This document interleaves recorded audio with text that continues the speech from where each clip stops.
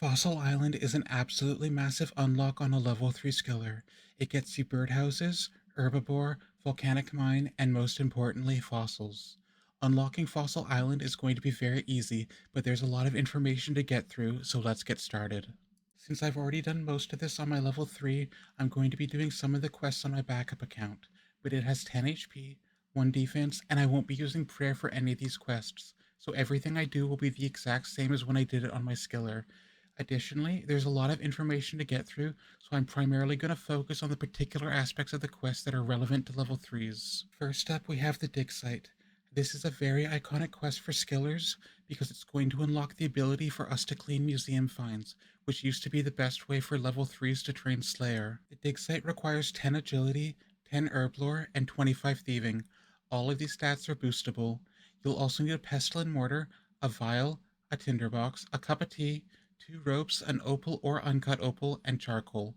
Also during the quest, you'll obtain a specimen brush, specimen jar, panning tray, and trowel. Go to the exam center south of the dig site and speak to an examiner.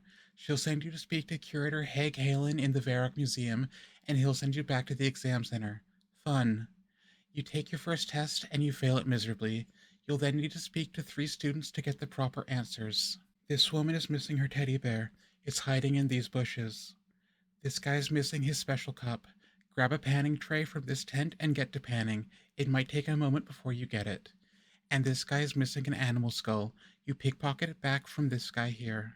If you get a specimen brush while pickpocketing this guy, hold on to it, as this will save you time later. Now you have all the answers you need.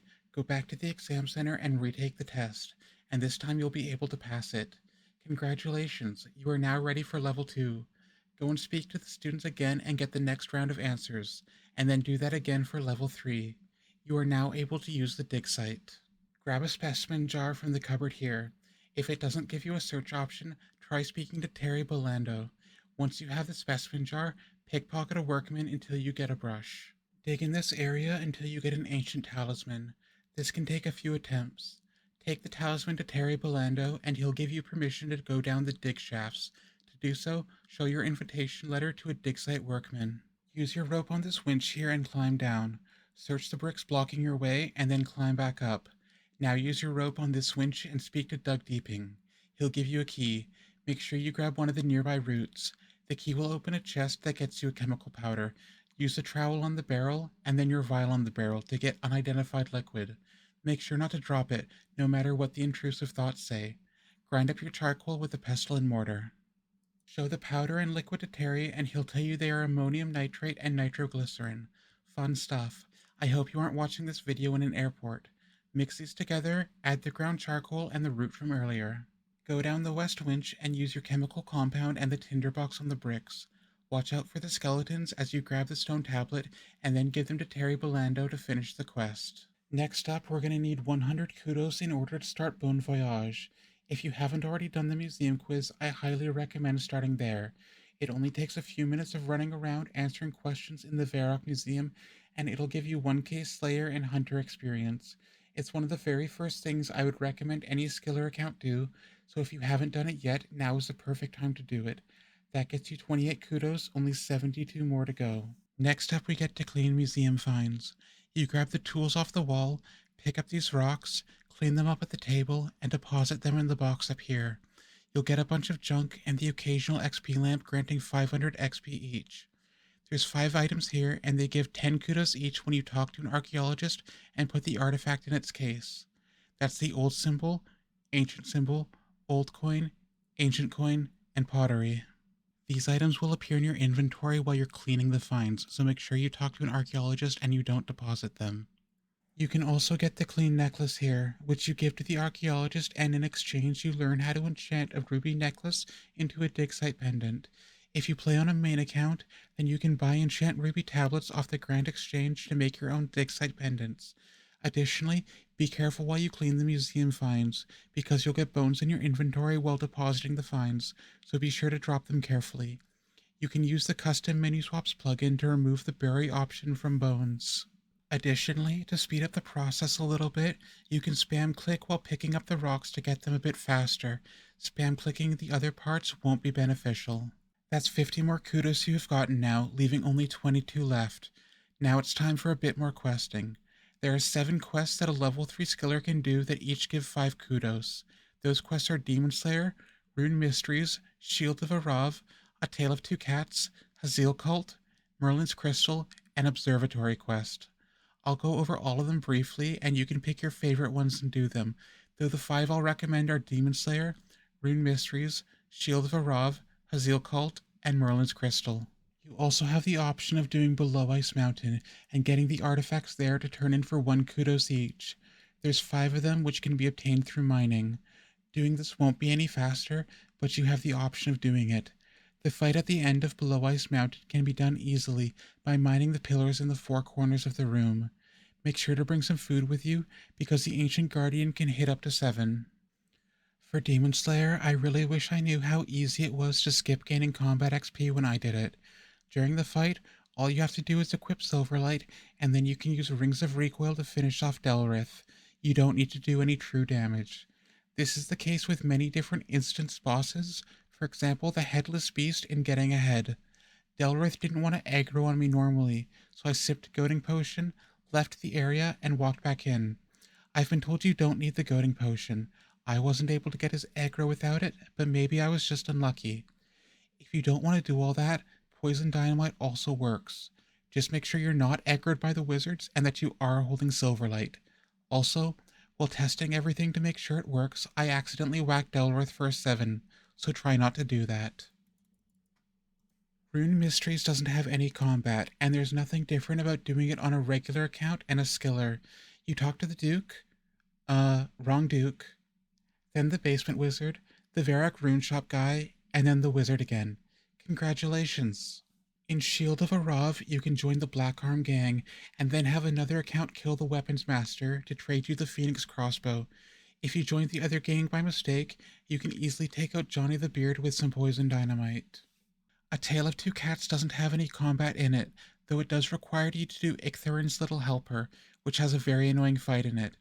If you end up going for this one, make sure that when you talk to Bob the Cat, you won't get attacked by an enemy while you're in the following cutscene, because you'll get kicked out of the cutscene and have to find him all over again. This happened to me, and it wasn't lovely. If you do decide to do this quest, there's a section where you have to plant some potato seeds and then wait 20 minutes, so I would use this time to do any other quest on the list. Hazil Cult has no combat in it as long as you choose to side with Hazil.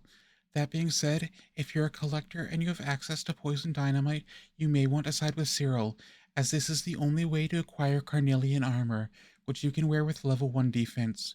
You pick which side you want by either accepting or refusing to revive Hazil. Refuse to side with Cyril, accept to side with Hazil. Merlin's Crystal has 1 fight in it. I did the fight with Poison Dynamite and Rings of Recoil.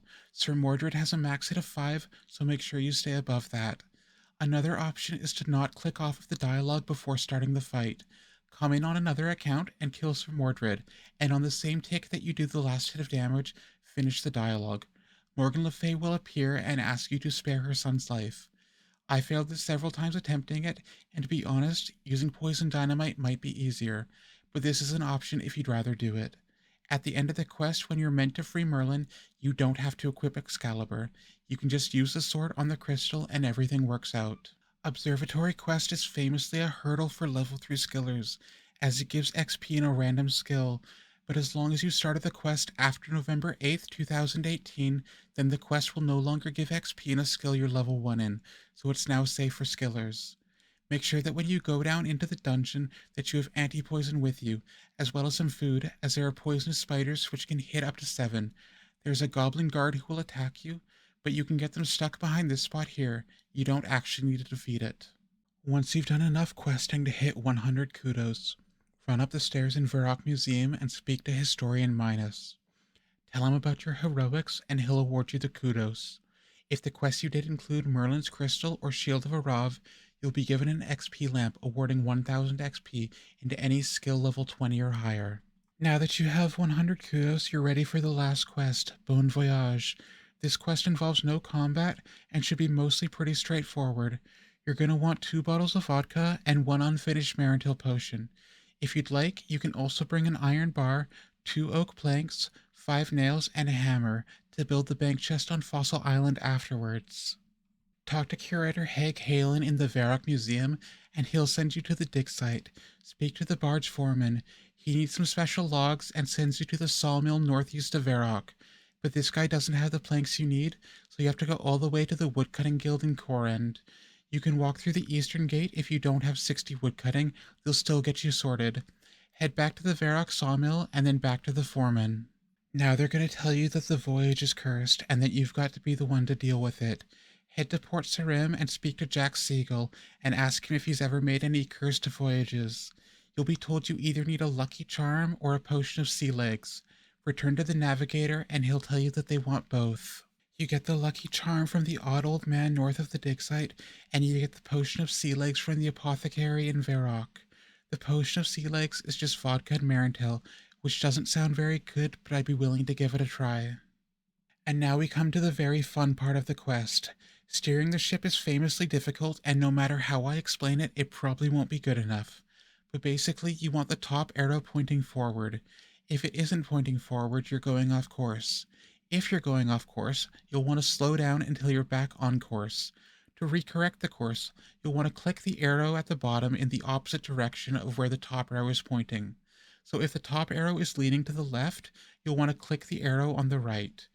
Hopefully I've explained this in a way that makes sense. This is a famously annoying part of the quest.